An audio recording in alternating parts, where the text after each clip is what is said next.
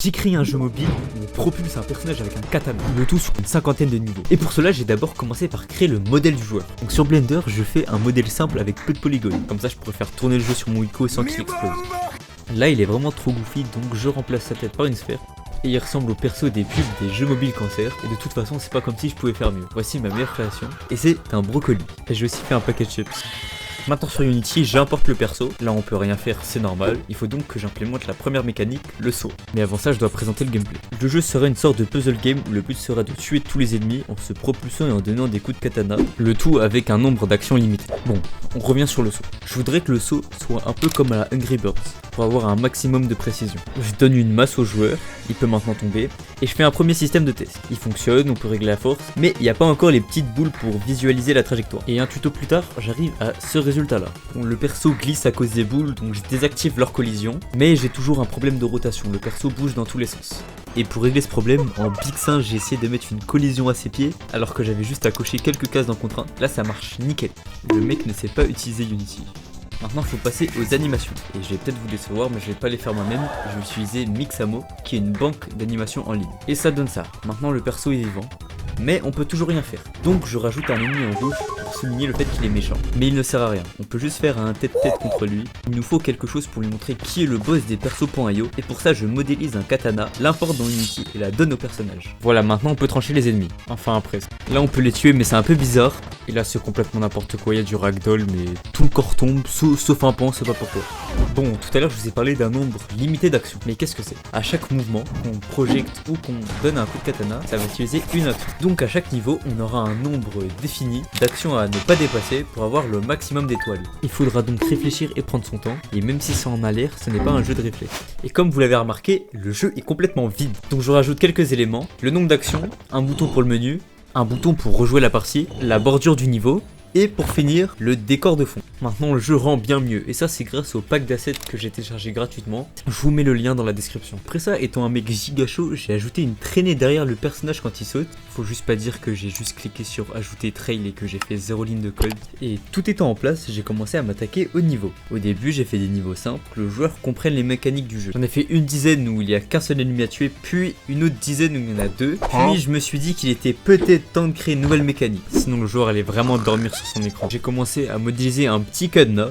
Je voulais faire un système où on tue un ennemi pour aller récupérer une clé qui débloque une zone. Mais bon, ça avait pas trop de rapport avec les buildings, donc j'ai annulé l'idée. Puis j'ai modélisé une poutre en rapport avec les chantiers. Et je veux que la poutre fasse des va-et-vient, comme si elle était accrochée à une grue. Ça devrait pas être trop compliqué. C'est le premier obstacle que j'ai réussi à faire sur Unreal Engine il y a 4 ans, la première fois que je développais quelque chose. Regardez-moi ce jeu incroyable. Bon, me voilà sur mon tout premier jeu que j'ai fait il y a 4 ans sur Unreal Engine. Donc voilà, on peut bouger, on peut sauter. On peut aussi voir mon humour incroyable de l'époque. Et ça c'est la plateforme que je dois refaire. Donc un petit va-et-vient. Voilà, tout ce qu'il y a de plus de basique. Mais avant ça on va quand même terminer le jeu. Après cette étape on peut arriver ici, on peut voir des flèches qui font des va-et-vient aussi. Avec des petits spuds qui sont même pas dans le bon sens. On arrive à la fin. Revenons sur Unity. Et comme je disais, ça devrait pas être trop dur. Qu'est-ce qui pourrait mal se passer? Donc voilà, je fais un petit tuto, ça marche bien. La plateforme fait des va-et-vient, donc là c'est bon. Puis je me suis dit tiens, on va mettre un perso dessus pour voir comment ça se passe. Et il ne reste pas dessus. Ok, en fait j'ai pas suivi le tuto jusqu'au bout. Fallait mettre l'objet qui rentre en collision avec la poutre en enfant pour qu'il puisse hériter de sa position. Maintenant on a bien l'ennemi qui est dessus mais qui fait des petits mouvements bizarres. Maintenant voyons voir avec le perso ce que ça donne. Ok, ça fonctionne, maintenant je vais tester le saut. Bah je vais arrêter d'utiliser Unity moi. C'est quoi ce truc? Bon, après avoir mis la poutre à la poubelle, j'ai décidé de faire une nouvelle mécanique. Mais j'avais plus trop d'idées en rapport avec les buildings, donc j'ai regardé à ma fenêtre et j'ai décidé d'ajouter une vitre. Je n'ai aucune créativité. Donc pour ça je rajoute un cube et je lui mets un matériau bleu transparent. Et pour qu'on puisse casser la vitre, je voulais faire un système où on calcule la vitesse de la vélocité à l'impact. Ce qui n'a aucun sens parce que quand on est à l'impact, bah on n'a plus de vitesse. Et vu que le seul moyen de se déplacer dans le jeu c'est de se projeter, bah la vitre va juste se détruire. Voilà, ça fait une mécanique très simple pour le début du jeu, donc si vous avez d'autres mécaniques à me proposer, donnez-les-moi en commentaire et peut-être que je vais les ajouter au jeu. Et tu vas t'abonner aussi. Bon, après ça j'ai rajouté des particules. Et là c'était la première fois que j'en faisais sur Unity, et on peut voir que je galère à en faire.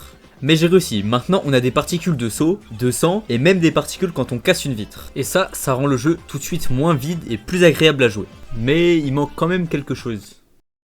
Bon, je pense que vous avez deviné.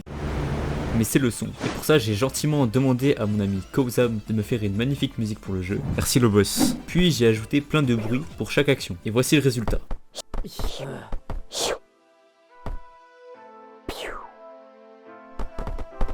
Oui, je sais, il n'y avait pas le budget pour de vrais bruitages.